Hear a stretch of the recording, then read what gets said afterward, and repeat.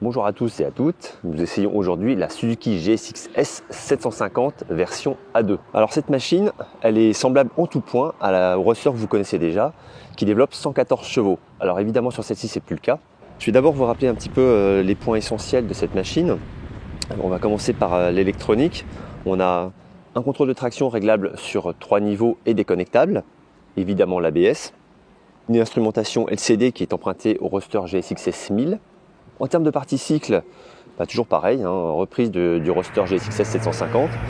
Donc des suspensions Kayaba avec une fourche inversée réglable en précharge, 41 mm de diamètre, des battements de 120 mm et un amortisseur donc du même fabricant, réglable en précharge également, des battements de 130 mm.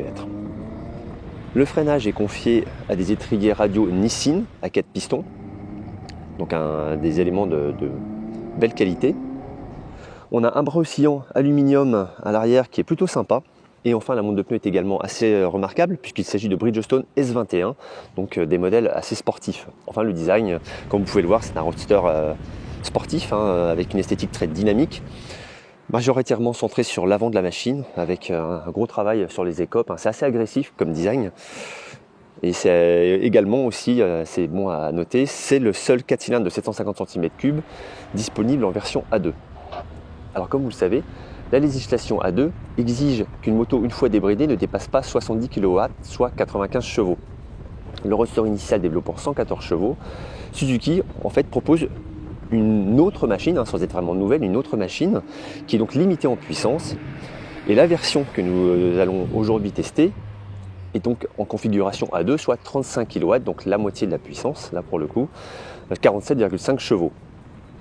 Donc ces 47,5 chevaux sont disponibles à 7000 tours avec un couple maximum de 63 Nm à 4000 tours. Donc des valeurs très faibles par rapport à un 4 cylindres sportif habituel.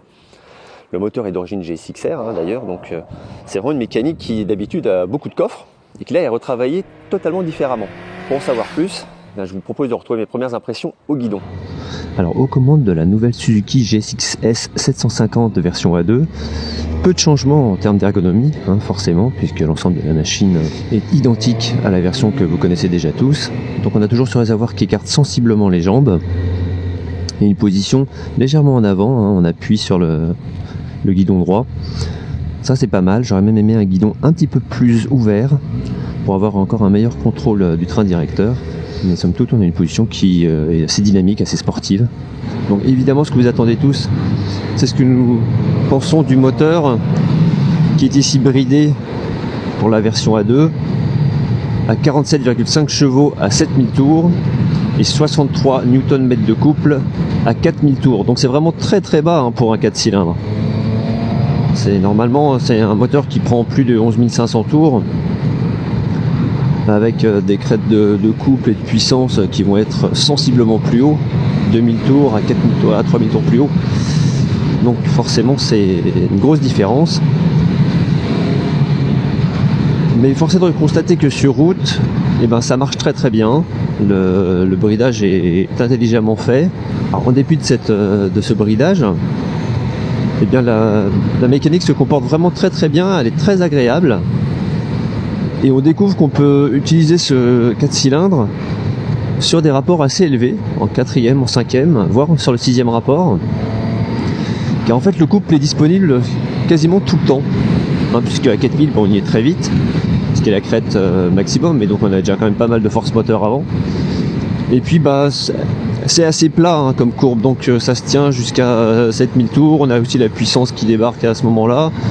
Donc en fait on a un moteur qui est plein comme il faut à peu près tout le temps. Alors c'est pas énorme évidemment comme valeur, mais au moins il n'y a pas de creux.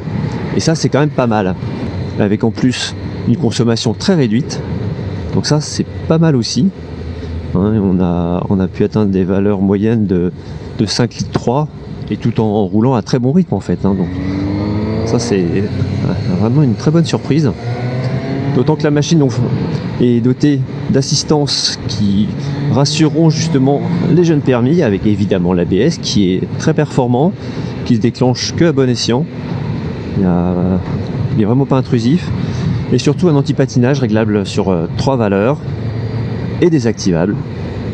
Et là aussi, on est bien content de l'avoir. On a eu des routes qui étaient un peu glissantes, voire très glissantes. Donc plusieurs fois on a senti la roue arrière se dérober et reprendre rapidement une rotation normale. Et puis également une moto qui freine très très bien. Vraiment le ressenti au levier de frein est excellent. La puissance est très importante. Et malgré tout, on conserve un très bon contrôle de la décélération. Il y a une attaque qui est très progressive. Et c'est conjugué à une hydraulique de fourche, là également aussi très bien maîtrisée. Avec une gestion de la course vraiment presque parfaite. C'est pas trop souple, c'est loin d'être trop ferme. Donc vraiment une grande sécurité au guidon et beaucoup de performance. Même sur l'angle, la machine se fiche pas trop. Donc c'est vraiment une très bonne qualité de partie-cycle. Et ça, on le retrouve aussi quand on emmène la moto dans les virages serrés à très bon rythme. On a une machine très très saine, très neutre, et qui s'emmène facilement sur l'angle. Et un petit appui sur les repose-pieds, au guidon, et la moto vous emmène où vous désirez vraiment précisément. Bon, comme vous le voyez, une machine très convaincante, très agréable à rouler, avec un moteur plein sur une large plage de régime, avec une partie cycle toujours aussi intuitive et efficace sur route, notamment sur un tracé assez resserré. Suzuki a eu l'intelligence de nous fournir un tracé qui convenait à la moto forcément. Sur des routes plus déliées, avec un tracé plus ouvert, on aurait plus senti ce différentiel de puissance. Après 140 km/h et après une tour, on sent bien qu'il y a beaucoup moins de watts, forcément.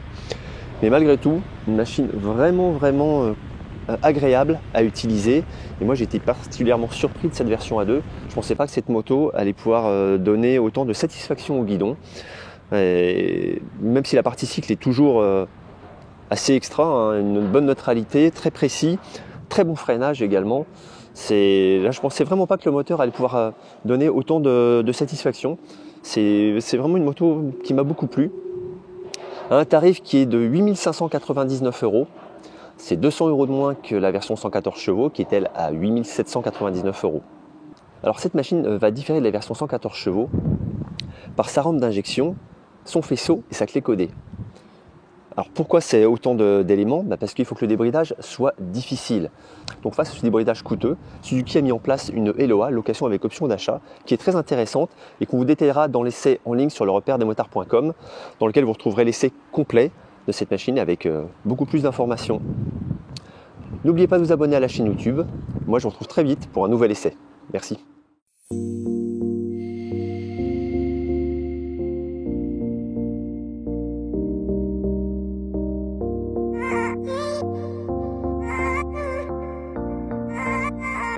Evil now.